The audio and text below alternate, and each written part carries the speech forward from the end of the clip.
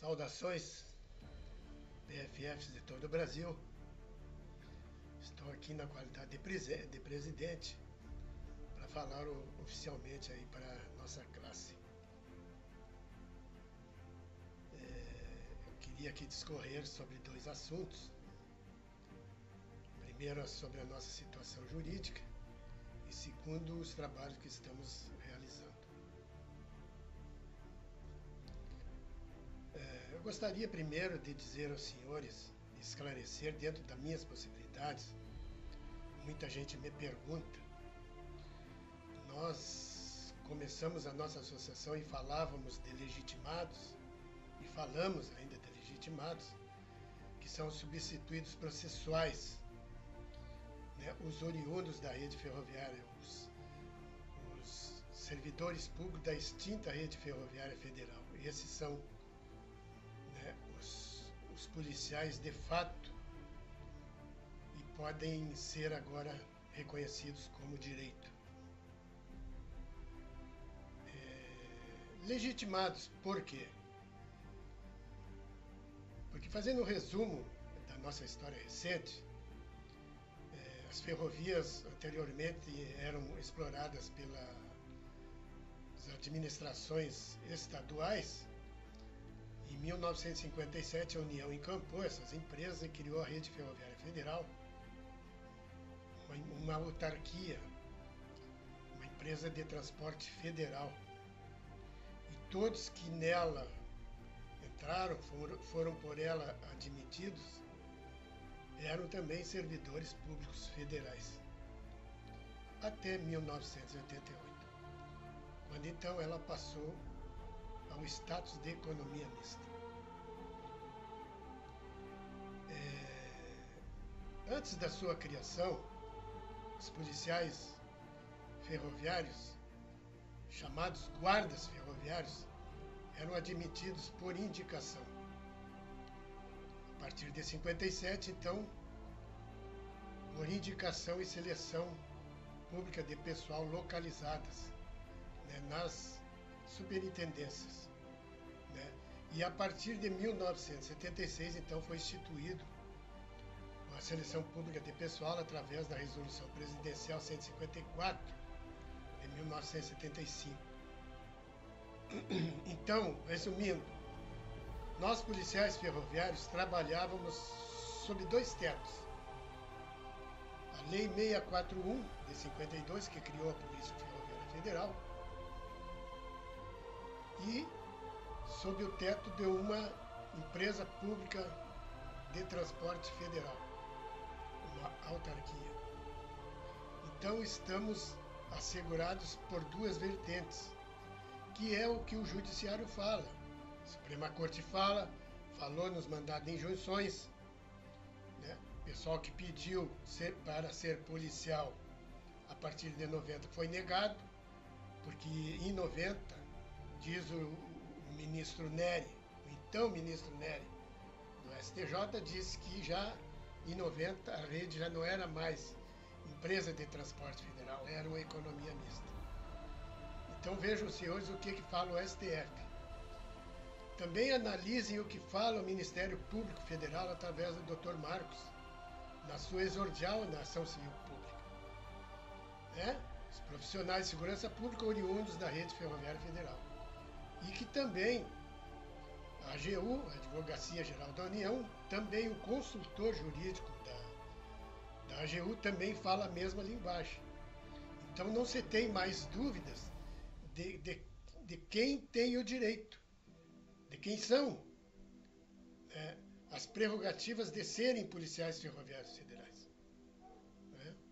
Com a extinção da DI 4708, onde nós cumprimos a nossa obrigação e entramos como amigos da Corte, extinguiu-se sem resolução do mérito. Mas lá, o ministro Fux se refere às pessoas que, por conta daquele artigo, foram lesados. Quais as pessoas que foram lesadas? Quais policiais? Os da extinta Rede Ferroviária Federal. Entendam uma coisa. Rede Ferroviária Federal, Empresa de Transporte Público Federal. Transurb e CBTU, empresas de economia mista. É diferente. Economia mista, empregado público. Autarquia, servidor público. Essa é a diferença. Que aquele pessoal lá em 1990, 92, do sindicato, não soube definir. Né, por incompetência ou por querer construir um trem da alegria para todo mundo entrar na polícia. Deram com os burros na água. E seguiram até os dias de hoje querendo união. Neste momento, policiais ferroviários federais não podem se unir com a coisa que a STF já definiu que não são. É diferente a questão jurídica. Não tem como ter união. Mas não vou dizer aqui que não há possibilidade de serem transformados em policiais ferroviários federais. Pode sim ter essa possibilidade.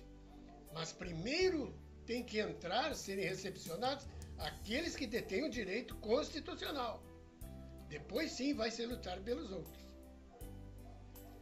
Então é nessas duas vertentes, Empresa de Transporte Federal e Polícia Ferroviária Federal, sob o teto da Lei 641, é que nós vamos entrar na Corte, no STF e no STJ como amigos curi novamente. É nossa obrigação trabalhar em prol da nossa polícia. Quem não está habilitado, que não se apresente. Grupos que andam para lá, andam para cá, passeando com dinheiro alheio, estão com falácias. Estão nadando contra a correnteza. Estão no lugar errado. Para se ter voz, tem que se ter primeiro uma entidade representativa de classe.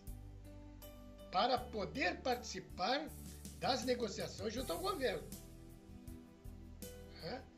Com falácias e ideias mirabolantes não se chega a lugar nenhum. Quem quiser entrar para a nossa associação, as portas estão abertas. Não podemos nos unir com sindicatos ilegais, irregulares e com algumas meia dúzia de pessoas que não representam nada. Querem representar, querem ser representados, entre para a associação. Claro, menos aqueles que já foram expulsos. Mas estamos aqui recebendo todos de portas abertas. Quem for policial ferroviário federal, dentro dessas prerrogativas que eu declinei aqui. Então, senhores, nós também gostaríamos de frisar aqui, para que todos entendam, que politicamente se regulamenta um departamento, se põe os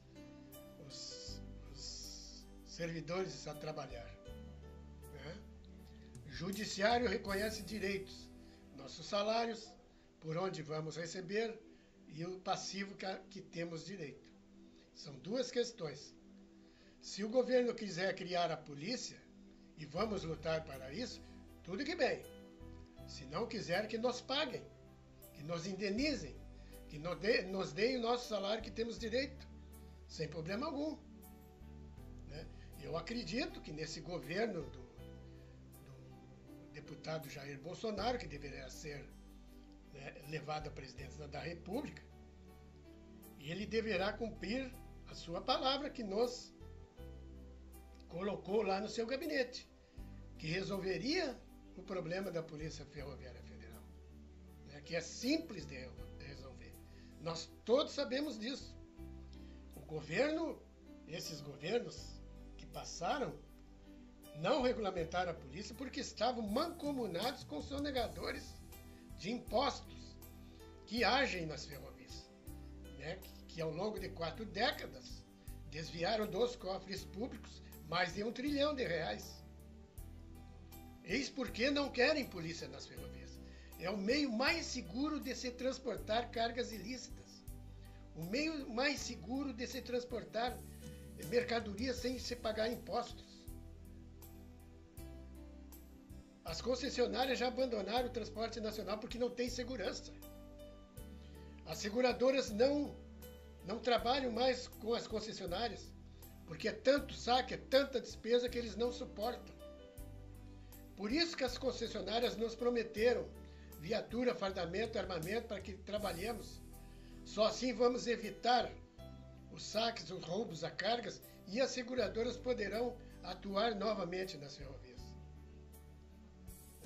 As ferrovias estão abertas. Os corredores ferroviários nas fronteiras é um corredor onde passa de tudo, carroça, carro, bicicleta, moto, transportando drogas, armas, contrabandos, estão completamente abertas. Já falei isso para o governo federal. Já anunciamos isso, denunciamos. Não há como se fechar uma fronteira sem falar em polícia ferroviária. E o artigo 140 da nossa Lei 641 diz que as ferrovias estão sujeitas somente à Polícia Ferroviária Federal e não sujeita à Polícia Comum. E os sonegadores, aqueles que estão em torno do governo, que fazem lobbying, se usam desta lei para não implementar a polícia e poder transitar com suas cargas ilegais por todo o território nacional. Então, espero tenha sido claro. Repito, nós vamos trabalhar nos autos da ação civil pública, que vai subir para o STF, para o STJ, e logo, logo nós teremos definições. Também através da questão administrativa junto ao governo federal. Nós esperamos que o pessoal continue unido, que continue participando. Aquele que não pode pagar R$35, que deposite qualquer quantia na conta da ANA PFF, para que podemos suportar as despesas de viagens e advogados, enfim, tudo aquilo que necessita uma associação para dar andamento aos trabalhos. Não se trata somente de uma contribuição, mas sim de um investimento, que amanhã depois nós teremos nossos salários corrigidos e pagos pelo Ministério da Justiça. Um abraço a todos, fiquem com Deus, um abraço à família dos policiais, aos seus filhos e netos. Vamos resgatar tudo aquilo que nos tiraram ao longo desses tantos anos aí de injustiças cometidas por mercenários, por traidores e irresponsáveis para com uma categoria. Muito obrigado.